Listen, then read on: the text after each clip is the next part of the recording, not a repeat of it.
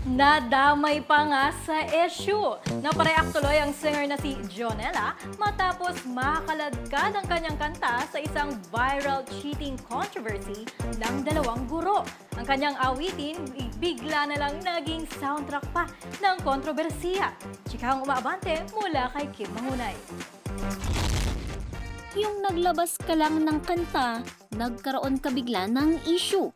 Kahit kabi-kabila mong naririnig ngayon, muling nag-trending ang awiting Marilag ni Jonella. Pero hindi dahil sa kanta, kundi dahil sa issue ng panloloko ng isang magkasintahan. Sa viral na post kasi ay may isang couple na 7 years na raw magkarelasyon ang naghiwalay. Ang dahilan, third party kung saan co-teacher umano ni boy si girl.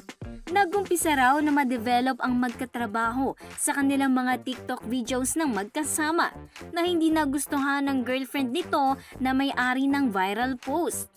Nadamay naman ang Marilag matapos na gamitin ito ng lalaki na tawag sa kanyang bago. Sa ituloy ng netizens, kasalanan daw ito ni Jonella kaya nagkaganon ang dalawa. Biro pa ng singer sa isang post, nadamay pa nga siya for today's video. Ako si Kim Mangunay ng Abante Radyo. Ito ang balitang mabilis, mabangis at walang mintis.